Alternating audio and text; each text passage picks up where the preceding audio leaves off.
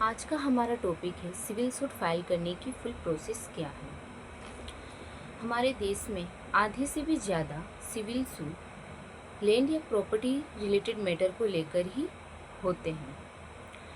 बाकी money recovery और service matter और एजुकेशन मैटर और फैमिली मैटर भी होते हैं, लेकिन land and property related matter ज़्यादा फाइल हो रहे हैं। यहाँ हमारा डिफेंडेंट से अपने राइट्स को पाना और कंपनसेशन क्लेम करना होता है, ना कि डिफेंडेंट को सज़ा दिलाना होता है। इसीलिए यहाँ हम एफआईआर नहीं करते हैं, डायरेक्ट कोर्ट में सिविल सूट फाइल करते हैं। ये सिविल सूट फाइल करने की कुछ प्रोसेस हैं जो हमारे सीपीसी 1908 में दी गई हैं। सीपीसी 1908 यह एक प्रोसीजरल लॉ है, जहाँ हमें प्रोसेस बताते हैं कि अपने राइट को क्लेम कैसे करना है। अपने राइट जो मेरे राइट वायलेट हुए वहाँ से लेकर उसकी रेमेडी तक के प्रोसेस को वहाँ बताया गया है। जैसे कोई भी एक सब्सटेंटिव लॉ ले लेते हैं जहाँ हमारे राइट को मेंशन किया गया है और उसकी रेमेडी भी दी गई है। अगर हमारे कोई राइट वायलेट होते हैं तो उसकी रेमेडी क्या होगी, जैसे कि इंडियन कॉन्ट्रैक्ट एक्ट जहाँ ब्रीच ऑफ कॉन्ट्रैक्ट दिया हुआ है। अगर कोई ब्रीच ऑफ कॉन्ट्रैक्ट होता है तो उसकी रेमेडी क्या होगी, डैमेजेस या कंपनसेशन। तो ये ब्रीच ऑफ कॉन्ट्रैक्ट जो कॉज ऑफ एक्शन एराइज होता है वहाँ से लेकर उसकी रेमेडी जो डैमेजेस एंड कंपनसेशन है वहाँ तक की जो प्रोसेस है, वो प्रोसेस पूरी सिविल प्रोसीजर कोड 1908 में दी गई है। सीपीसी में कुछ सेक्शन दिए हुए हैं एंड कुछ ऑर्डर। सेक्शन जो हमें बताता है कि ये जो हमारी कॉज ऑफ एक्शन से लेकर जो हमारी रेमेडी तक की जो प्रोसेस है वो क्या होनी चाहिए वो बताती है, एंड कैसे होगी वो हमारे ऑर्डर एंड रूल्स बताते हैं। जैसे सेक्शन किसी भी सूट को फाइल करने के लिए सूट को इंस्टीट्यूट करना होता है, वो हमारे सीपीसी के सेक्शन में बताया गया है, सेक्शन 26। एंड वो सूट को इंस्टीट्यूट करने की जो प्रोसेस है वो कहाँ बताए गए हैं, सीपीसी के ऑर्डर 4 में बताए गए हैं। और एक एग्जांपल देखते हैं, जैसे कि हमें एक सूट अगर हम फाइल करते हैं तो हमें उसकी समन डिफेंडेंट को भेजने होते हैं। वो हमारे कहाँ बताए गए हैं, सीपीसी की सेक्शन 27 में बताए गए हैं। एंड उस समन को कैसे भेजना है, उसकी पूरी प्रोसेस क्या है, वो हमारे सीपीसी के ऑर्डर 5 में बताए गए हैं। तो ये तो रहा हमारा सीपीसी के कुछ सेक्शन एंड ऑर्डर क्या होते हैं वो जाने। अब हम जानते हैं कि सिविल सूट फाइल करने की जो प्रोसेस है वो क्या है, चलिए देखते हैं। प्लेंट एक रिटन कंप्लेंट होता है जो प्लेंटिव डिफेंडेंट के अगेंस्ट फाइल करता है। पूरा सिविल सूट इसी प्लेंट पर बेस्ड होता है। प्लेंट में कोर्ट का नाम, पार्टीज़ की डिटेल्स, फैक्ट, रिलीफ्स, जुरिस्डिक्शन, वो सारी चीज़ें दी होती हैं जो कि हमें सीपीसी ऑर्डर 7 में दी गई हैं।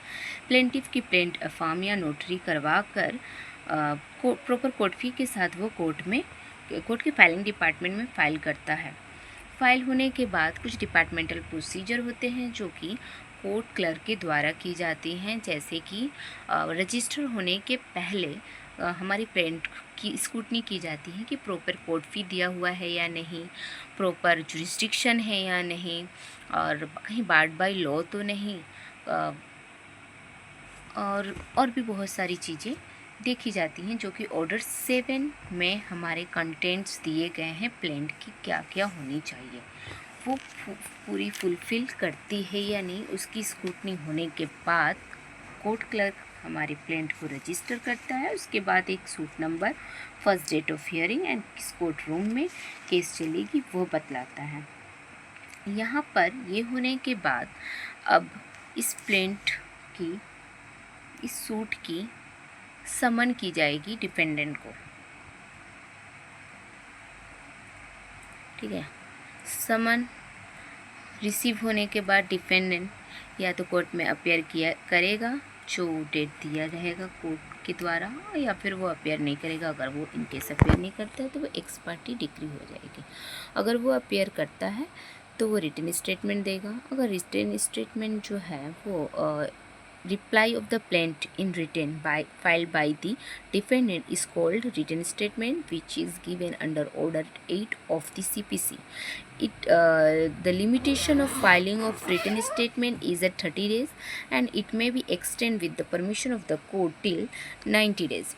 Defendant can also file a counterclaim with the in their written statement or uh, uh, in a separate petition by filing separate petition of counterclaim. ठीक है. After the counterclaim, plaintiff will file a reapplication. Reapplication is the reply of the written statement or a counterclaim. फिर दोनों party की अपनी pleading submission को और strong करने के लिए यहाँ कोर्ट पार्टीज को यह भी मौका देता है कि वह कोर्ट में अपने अपने तरीके से अपने केस से रिलेटेड डॉक्यूमेंट्स को कोर्ट में प्रोड्यूस करें और फाइल करें। यहाँ ये ज़रूरी होता है कि जो भी डॉक्यूमेंट्स पार्टीज़ के द्वारा कोर्ट में फाइल किया जाता है उसका 1 copy at least should be 1 copy serve upon the other side. Other side means opposite party. ठीक है, एक कॉपी अपोजिट पार्टी को देनी होती है जो भी वो डॉक्यूमेंट्स कोर्ट में फाइल करता है। उसके बाद रिटन स्टेटमेंट होने के बाद अब कोर्ट इशू फ्रेम करता है। इसी इशू पे ही आर्गूमेंट एंड एग्जामिनेशन बेस्ड होता है। फिर party list of witness framing of issue होने के बाद दोनों party list of witness file करते हैं जहां cross examination by both parties होते हैं। यहाँ सबसे पहले प्लेंटिफ अपने विटनेस को बुलाता है या फिर कोर्ट बुलाता है बाय सेंडिंग समन। उसके बाद प्लेंटिफ के विटनेस को एफिडेविट फॉर्म में एविडेंस फाइल करना होता है और फिर डिफेंडेंट उस प्लेंटिफ के विटनेस का क्रॉस एग्जामिनेशन करता है। सेम डिफेंडेंट को भी अपने विटनेस को एफिडेविट फॉर्म में एविडेंस फाइल करवा कर बुलवाना पड़ता है और वहाँ प्लेंटिफ डिफेंडेंट के विटनेस की क्रॉस एग्जामिनेशन करता है। सारे विटनेस की गवाही होने के बाद मैटर को हियरिंग के लिए रखा जाता है जब दोनों ही पार्टी के बीच आर्गूमेंट होता है जिसे फाइनल हियरिंग बोलते हैं। ऑर्डर 18 में दिया हुआ है। पहले प्लेंटिफ की साइड से आर्गूमेंट किया जाता है और फिर डिफेंडेंट अगर पार्टी चाहे तो रिटन आर्गूमेंट भी कोर्ट में दे सकता है।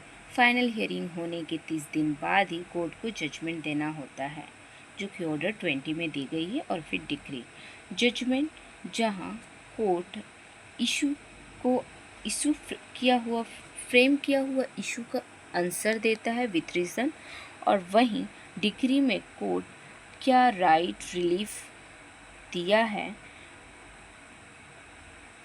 वो बतलाता है।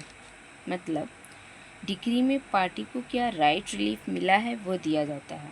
जिस पार्टी के फेवर में जजमेंट या डिक्री होती है उसे जजमेंट डेटर और जिसके अगेंस्ट होती है उसे हम डिक्री होल्डर कहते हैं।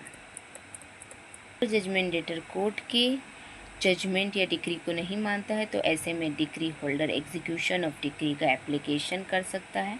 अगर कोई भी पार्टी कोर्ट के जजमेंट या डिक्री से सेटिस्फाइड नहीं है तो वो रिव्यू, रिवीजन या अपील भी कर सकता है।